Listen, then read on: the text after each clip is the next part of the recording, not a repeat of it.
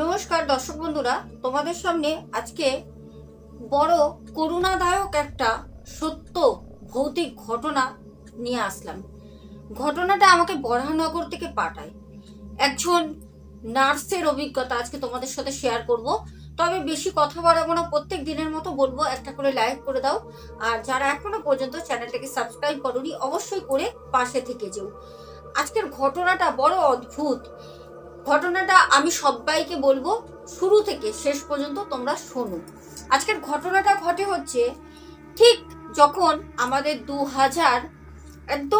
2020-তে যখন সারা বিশ্বে একটা ভয়াবহ মহামারীর মতো করোনার আকার, যেটা আমরা করোনা নামে পরিচিত, এই করোনাকে আমরা আর কোনোদিন মানে সত্যি কথা বলতে নামও নিতে চাই না। তো সেই সময়টা আমাদের যে দিদিভাই ঘটনাটা পাঠান, উনি একজন কিন্তু নার্স। ওনারই ঘটনা আজকে তোমাদের সামনে তুলে ধরবো। চলো দর্শক বন্ধুরা, আজকে সেই নার্স দিদিভাইয়ের কথা তোমাদেরকে বলবো দিদিভাইয়ের মতো করে। তবে দিদিভাইয়ের নামটা কিন্তু আজকে হাইড থাকবে। তবে দিদিভাইয়ের বাড়ি হচ্ছে বরানগর। দিদিভাই বলেন, আমার বাড়ি হচ্ছে বরানগর। আমি ছোটবেলা থেকেই ইংলিশ মিডিয়ামে পড়াশোনা করেছি। পড়াশোনা করার পরে আমি একটা প্রাইভেট কোম্পানিতে জব করছিলাম। কারণ পড়াশোনার যোগ্যতা এখন যতটাই থাক, কিন্তু চাকরি পাওয়াটা খুবই ডিফিকাল্ট ব্যাপার। সেরকমভাবেই আমি যখন জব করছি, ঠিক এমন একটা সময় আসলো কঠিন পরিস্থিতির মধ্যে, শুধু আমি বলে না, মনে হয় বিশ্বের প্রতি কটা মানুষই তখন পড়েছিল, সেটা হচ্ছে করোনা। ওই সময় হলো কি, হট করে প্রতি কটা অফিস বলো, প্রতি কটা কাজের কর্মস্থান সব কিছু কিন্তু বন্ধ হয়ে গেল। সেরকম ভাবে আমার অফিসটাও কিন্তু বন্ধ হয়ে যায়। তখন বাড়িতে পুরো আমি বসা। আমার বাবার বয়স 72 বছর, আমার মায়ের বয়স ওই 60-62 দোরগোড়ায়। কি করব, মাথা পুরো খারাপ হয়ে যাচ্ছে। সত্যি কথা বলতে আমার বয়সও কিন্তু সেরকম কিছু একটা না, আমার মাত্র 24+ বয়স। কিন্তু অনেক অল্প বয়স থেকেই আমি কিন্তু নিজের পায়ে দাঁড়াবো, বাবাকে মাকে হেল্প করব, সেই একটা মনে মনে কোথাও গিয়ে নিজেকে কিন্তু আশ্বাস দিয়েছিলাম। কিন্তু ওই যে 2020-তে এমনভাবে একটা করোনা এসে দাঁড়ালো, মানে প্রতি কটা মানুষের জীবন না পুরো ওলাট পোলাট করে দেয়। সেরকম ভাবে কিন্তু আমিও বাদ যাইনি।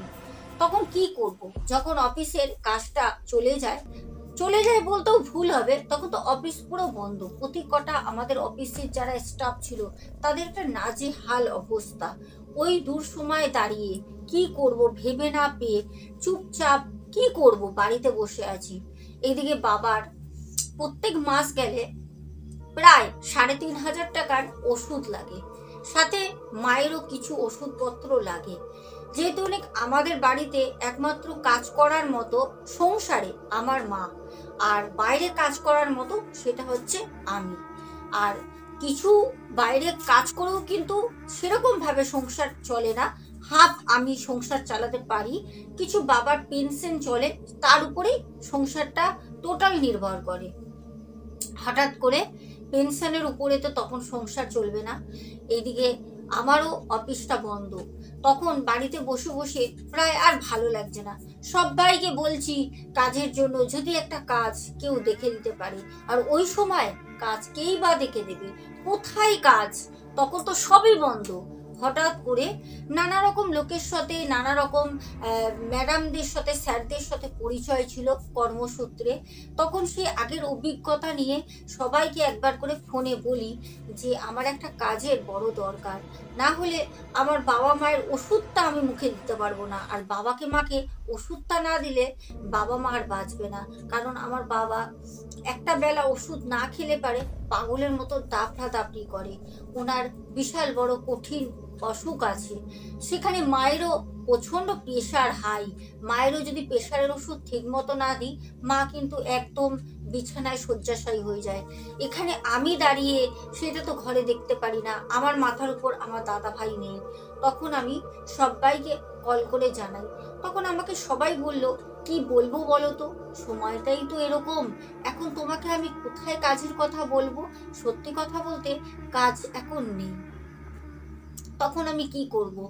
বাড়িতে বসে আছি চিন্তায়, মানে কপাল ফেটে যাচ্ছে। খাওয়া দাওয়া আস্তে আস্তে সব কিছু বাড়িতে নিয়মটা ভেঙে গেল। কারণ যেরকম ভাবে আমাদের খাওয়া দাওয়া ছিল, যেরকম ভাবে আমরা লাইফ লিড করতাম, পুরোটাই কিন্তু উলট পুলট হয়ে গেল। ওই সময় দাঁড়িয়ে একজন ভগবানের দূত মানে হিসাবে আমাকে হঠাৎ সন্ধেবেলা ফোন করে। আননোন নাম্বার থেকে প্রথমে ধরতে চাইনি, কারণ আননোন নাম্বারে প্রচুর মানুষ আছে, যদি কোনো মেয়ের গলা পায় তাকে নিয়মিত ওই ডিস্টার্ব করবে, আর ওই সময়টা তো সবাই বেকার। তো আমি ভাবলাম বেকার আমাকেও কেউ ডিস্টার্ব করছে, হয়তো ফোনটা ধরবো না। আবার কোথাও গিয়ে মনের মধ্যে বলল যে না, একবার রিসিভ তো করে দেখি, না হয় ব্লক লিস্টে ফেলে দেবো। তারপর অনেক কষ্টে মনের মধ্যে একদম ভালো নিরাশা, একদম ভালো নেই আমি ওই সময়। বাড়ির পরিস্থিতি দেখে ঠিক মতো খাওয়া নেই, ঠিক মতো ঘুম নেই, চিন্তা, চারিপাশে মানুষ বাড়ির মারা যাচ্ছে, মানে সেই যে মানে কি যে একটা সময় গেছে। আশা করি দর্শক বন্ধু তোমাদেরকে বলতে হবে না, তোমরা ওই সময়টা ফেস করে এসছো। তখন ফোনটা আমি রিসিভ করতে ঠিক সন্ধে, তখন 7:30 বাজে। আমি জাস্ট সন্ধে বাতি ঠাকুরকে দিয়ে বসে আছি। ঠাকুরকে অনেক করে বললাম একটা কাজ আমাকে জুটিয়ে দাও। জানি সিচুয়েশনটা অনেকই খারাপ, কাজ পাওয়াটা অনেক মুশকিল, তবুও প্রার্থনা করতে কি আছে, তারা তো সবই জানে।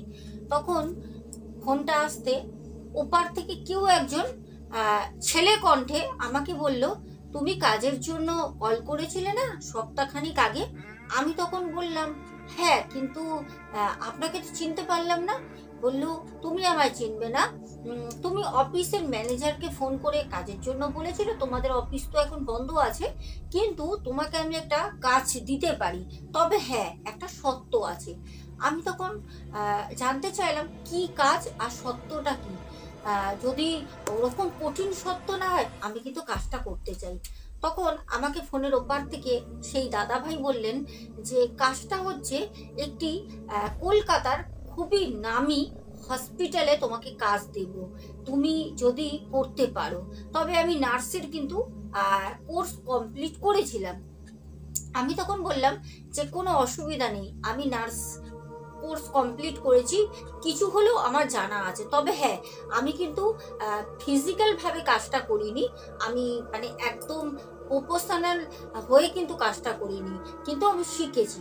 তখন বলল ঠিক আছে চলবে, তোমাকে একটা কলকাতার খুব নামি উচ্চ হাসপাতালে তোমাকে আমি চাকরি দিতে পারি, মাইনে কিন্তু তুমি সলিড পাবে, কিন্তু তোমার কাজ পার্মানেন্ট কিন্তু নাও হতে পারে। সেইটা কিন্তু ডিপেন্ড করছে শুধুমাত্র ওই হসপিটালের যারা কর্মী আছে, উচ্চ পদস্থে আছে, তাদের উপর।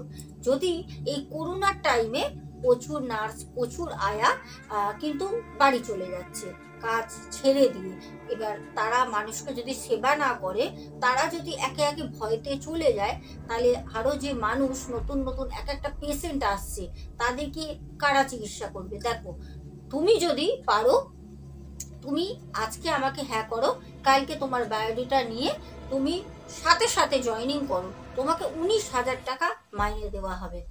আমি শোনা মাত্র একটা বিন্দুও আমি ভাবিনি যে আমার কি হবে, আমার কি করে চলবে, এখানে আমি যাচ্ছি, এত করোনার পেশেন্ট থাকবে, আমাকে তাদেরকে দেখতে হবে, কিন্তু আমার যদি হয়, আমি সেগুলো ভাবিনি। আমি তখন ওনাকে ডিরেক্ট বললাম যে আমি কাজটা করতে চাই। সেরকমভাবেই আমি সকালবেলা আমার বায়োডাটা নিয়ে চলে গেলাম সেই হসপিটালের গেটে। দেখলাম সেই দাদা ভাই দাঁড়িয়ে আছে, ওনাকে আমি প্রথম দেখলাম, আগে কোনোদিন দেখিনি। উনি ওনার পরিচয় দিলেন, সেটা হচ্ছে আমার অফিসেরই ম্যানেজারের কথা বললেন, উনি বলেছিলেন। তারপর উনি নিয়ে গিয়ে আমাকে হসপিটালে যারা মানে উচ্চ পদস্থে ছিলেন, অফিসার বলা চলে, তাদের সাথে কথা বলিয়ে দিলেন। আমি তাদের সাথে কথা বলে সেই দিনই জয়েনিং করলাম। ঘটনা ঘটলো, আমাকে বলল ওখান থেকে যে আজকে তুমি 2 ঘন্টা থাকবে, আমরা তোমাকে জাস্ট কেবিনগুলো দেখাবো, কিছু কাজ সেগুলো তোমাকে আমরা বুঝিয়ে দেবো। 2 ঘন্টা থেকে তুমি চলে যাবে। কাল থেকে তোমার ডিউটি আওয়ার্স হবে নাইটে, নাইট শিফটিং তোমাকে করতে হবে। আমি শুনে প্রচণ্ড ঘাবড়ালাম, কারণ ওই যে প্রথমেই বললাম আমি কিন্তু সেরকমভাবে নার্সে যখন আমি মানে কোর্স কমপ্লিট করি, আমি কিন্তু সেরকমভাবে কোনো সময় রাত বাইরে কাটাইনি। সেখানে গিয়ে রাতের বেলা আমাকে থাকতে হবে, এখানে আমার একটুখানি প্রবলেম হলো। তো তারপর প্রবলেম হওয়াতেও সিচুয়েশানটা যেমন ছিল, তখন আমি আর সেই প্রবলেমটাকে প্রবলেম বলে না মনে করে আমি হ্যাঁ করলাম। পরের দিন কথা মতো ঠিক চলে যাই আমি হসপিটালে। আমার ডিউটি ছিল রাত 10টা থেকে সকাল 8টা পর্যন্ত ডিউটি ছিল।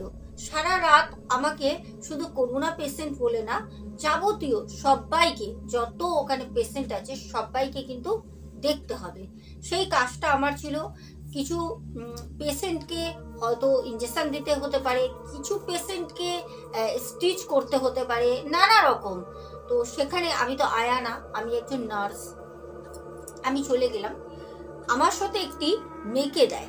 সেই মেয়েটির বয়স আনুমানিক 18 থেকে 19 বছর। ও কিন্তু আমার মতো দুর্ভাগ্যবশত ওই করোনার সময় কাজে লাগে।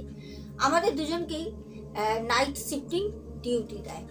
যখন প্রথম দিন রাতে আমি গেলাম, তখন ওখানেই থাকা দুজন নার্স যারা ওখানে পার্মানেন্ট চাকরি করেন, তারা এসে বললেন, তোমরা 3 তলার উপরে যেখানে ব্লাড রাখা হয়, একটা রুম থাকে যেখানে মানে সব গ্রুপের ব্লাড ওখানে সিলেক্ট করে রাখা থাকে। বললো তোমরা রাতের বেলা ওই রুমটার পাশ থেকে যাওয়া আসা বেশি করবে না, ঠিক আছে? আর তোমরা 3 তলায় বেশি যাবে না। তো আমরা তখন বললাম যে কেন? জানতে চাওয়াতে তারা ক্ষিপ্ত হয়ে পড়ে আমাদের উপরে। তখন মানে এমনভাবে কথা বলে মনে হচ্ছে আমাদের সাথে ঝগড়া করছে। যদিও আমরা প্রথম দিন কিছু জানি না, তবে আমরা সেই জিনিসটা কিন্তু মানিয়ে নিই। কারণ এটা হয়, কারণ আমরা নতুন কাজ করতে গেছি, তারা আমাদের আগে থেকে কাজ করে, তাদের এক্সপিরিয়েন্সটা আমাদের থেকে অনেক বেশি। তারা কিসের জন্য বলছে, তো আমাদের ভালোর জন্যই বলছে। আমরা সেখানে বললাম যে ঠিক আছে। এবার রাতের বেলা যখন ঠিক ঘড়িতে 10টা বাজে, আমাদের ডিউটি আওয়ার্স তখন থেকে চালু হয়। আমাদেরকে দোতলায় একটা ছোট্ট ঘর দেওয়া হয়, যেই ঘরটার মধ্যে সব পিপি রাখা থাকে। আর ওই ঘরটার মধ্যে 2টো মাত্র চেয়ার আছে। বললো তোমরা এই চেয়ারে এসে বিশ্রাম নেবে, এই ঘরেই তোমাদেরকে যদি তোমরা বিশ্রাম নিতে চাও থাকতে হবে। আর তোমরা কিন্তু ঘুমালে হবে না, রাতের বেলা পেশেন্টকে কিন্তু দেখতে হবে। কিন্তু সব থেকে খারাপ লাগলো সেটা হচ্ছে, মানুষ এমন একজন জাত, সেটা হচ্ছে যেরকম মানুষ ভালো হয় সেরকম মানুষ কিন্তু মানুষের জন্য অনেক খারাপও হয়। সেরকমভাবেই তারা এই কথাটা বলে চলে গেল নিচে। কিন্তু আমরা দোতলায় যে বসে রয়েছি ওই রুমটার ভিতরে, সেখানে গিয়ে অদ্ভুতভাবে আমরা একটা জিনিস লক্ষ্য করলাম, তারা কিন্তু কোনো পেশেন্টকে রাতের বেলা কোনো প্রবলেমে কিন্তু সাহায্য করছে না। তারা রীতিমতো তারা কিন্তু নিজেদের মতো নিজেরা রয়েছে, নিজেদের ঘরে, এমনকি বেডে শুয়ে রয়েছে, মোবাইল ঘাটছে। আমরা ঘুরতে ঘুরতে দুজনে দেখে এসেছি, কিন্তু তাদের কোনো দায়িত্বই নেই। দায়িত্ব হচ্ছে আমরা দুজন যে নতুন, আমরা কিছুই জানি না। তো কোথায়, সত্যি কথা বলতে সেই ব্লাড রাখার যে রুমটা, সেই রুমটাও কিন্তু আমরা জানি না। এতটাও কিন্তু আমরা 2 ঘন্টায় ঘুরে দেখিনি। তারপর 3 তলায় রাতের বেলা একটা কল আসলো, এসে আমার ফোনে আসে। আমি যখন ফোনটা রিসিভ করি, আমাকে বলা হলো 3 তলায় তোমরা 4 নম্বর মানে যে রুম আছে সেখানে তোমরা যাবে। লেডিস কিছু পেশেন্ট খুব শরীর খারাপ করছে, ওখানে তোমরা নিয়ে যাও। আমাদের 2টো ইঞ্জেকশনের নাম বললো তোমরা নিয়ে গিয়ে তাদের ইঞ্জেকশন পুশ করে দিয়ে কিছুক্ষণ ওয়েট করবে, তাদের পালস চেক করে চলে আসবে। আমরা যখন সেই কাজটা করতে যাই, যখন আমরা 3 তলা সিঁড়ি দিয়ে উঠছি, মানে কি বলবো, চারপাশে না একটা অদ্ভুত শব্দ, যেই শব্দটা বুঝতে পারছি না কোনো মানুষের, না কোনো পশুর, না কোনো হাওয়ার। কারণ প্রতি কটা সিঁড়ির স্টেপ যখন ফেলে ফেলে উঠছি, মনে হচ্ছে ঠিক যেরকম খুব ভিড়ের মধ্যে যদি তুমি দাঁড়িয়ে থাকো, কোনো মানুষের কথা তুমি কিন্তু সঠিকভাবে বুঝতে পারছো না, কিন্তু প্রচুর মানুষের নয়েজ তোমার কানে একসাথে আসছে, তবে আবার যে নয়েজটার কথা বলছি সেই নয়েজটা কিন্তু তোমার কানের কাছ থেকে আসছে না, অনেক দূর থেকে অনেক মানুষের চিৎকার তোমার কানে আসছে। ঠিক সেরকমই একটা শব্দ, আতঙ্ক আমাদের এতটাই লাগছে, ভয়। আমরা দুজন যখন উঠছি তখন যে বাচ্চা মেয়েটি ছিল ও তখন আমাকে বললো, দিদি আমার না খুব ভয় লাগছে, আর এতটাই দুর্গন্ধ বেরোচ্ছে যখন উপরে উঠছি, বুঝতে পারছি না কিসের এত দুর্গন্ধ। এর আগেও আমি আগের দিন উঠেছি, এরকম আমি দুর্গন্ধ পাইনি, আর ওই আওয়াজও আমি পাইনি। তারপর ভাবলাম হয়তো ওই সময় 8টা ছিল, তখন তো অনেক পেশেন্ট বাড়িতে আসছে, ভিজিটিং আওয়ার্স ছিল, হয়তো ওই সময় এত কিছু বুঝতে পারিনি। এখন তো সবাই মোটামুটি পেশেন্টরা বিশ্রাম করছে, ঘুমাচ্ছে, আর হসপিটালে ওই জন্যই মনে হয় এত দুর্গন্ধ বেরোচ্ছে। আর এই আওয়াজটা কোথা থেকে আসছে, এর উৎসটা আমি কিন্তু একদম বুঝতে পারছি না। যাই হোক, কোনো রকমে আমি আর ওই যে আরেকটা মেয়ে ছিল, দুজনে কোনো রকমে উপরে উঠে যখন গেলাম পেশেন্টদের দেখতে, দুটো পেশেন্টের ইঞ্জেকশন নিয়ে, সত্যি কথা বলতে সেই পেশেন্ট দুটো কিন্তু মারা গেছে। যখন আমরা গিয়ে প্রথমে পালসটা চেক করি, দেখলাম পেশেন্ট দুটো এক্সপায়ার করে গেছে। তো আমি যেই নাম্বারে কল আসে সেই নাম্বারে কল ব্যাক করে আমি জানালাম, স্যার পেশেন্ট কিন্তু এক্সপায়ার করে গেছে, আপনি বলেন কি করব। আমাকে তখন ফোনে বলা হলো, পেশেন্টের বাড়িতে যদি কেউ জিজ্ঞাসা করে তোমাদেরকে পেশেন্টের বেডের নাম্বার অনুযায়ী, সেটা এখানে আমি ডিক্লিয়ার করব না, বললো তোমরা বলে দেবে পেশেন্ট রেস্টে আছে আর এখন দেখা করা যাবে না, পেশেন্ট যে মারা গেছে সেটা কিন্তু বলা যাবে না। তো তখন আমরা বললাম ঠিক আছে স্যার বলে ফোনটা কাট করে দিই। দেন যখন আমরা চলে আসছি ওখান থেকে, দেখলাম যখন 3তলা সিঁড়ি থেকে নেবে আমরা দুজন বললাম, আমার সাথে যে মেয়েটি ছিল ও বললো, দিদি শরীরটা খারাপ লাগছে আর খুব ভয় ভয়ও লাগছে, হসপিটাল মানে একটা আতঙ্ক, একটা ভয়, আর তার মধ্যে রাতের বেলা না হসপিটালের যে পরিবেশটা সেটা কিন্তু পুরো অন্যরকম বদলে যায়। হসপিটালে কিন্তু রাতের বেলা কাজ করা অতটা সহজ না, মুখের কথা না, যারা করে তারা জানে, আর যাদের হ্যাবিট হয়ে গেছে তাদের তো কোনো ব্যাপার না। আমরা তো হ্যাবিটের দাসী, যে কোনো জিনিস কিন্তু হ্যাবিট হয়ে গেলে সেটা নিয়ে অসুবিধা হয় না। আর আমাদের সেটা প্রথম নাইট, তো সেখানে গিয়ে যখন আমরা 3তলা সিঁড়ি থেকে নামছি, অদ্ভুতভাবে একটা জিনিস দেখলাম।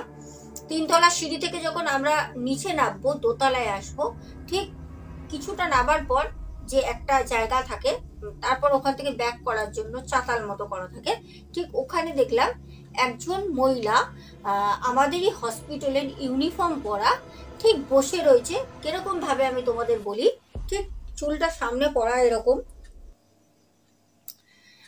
আর অদ্ভুত ভাবে পা দুটো এক জায়গায় করা, এরকম ভাবে বসে রয়েছে। যে কোনো মানুষ সেই জিনিসটা দেখে ভয় পেতে বাধ্য, সে ডাক্তারি হোক, আয়া হোক, নার্স হোক, ইভেন নর্মাল কোনো সাধারণ মানুষ।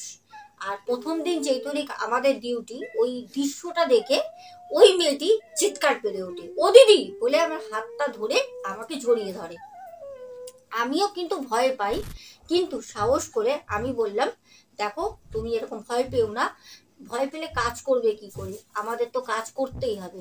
আর সব থেকে বড় কথা হচ্ছে, হয়তো কোনো পেশেন্ট উঠে এসছে, হতে পারে হয়তো শরীরের মধ্যে কোনো কষ্ট হচ্ছে তার জন্য।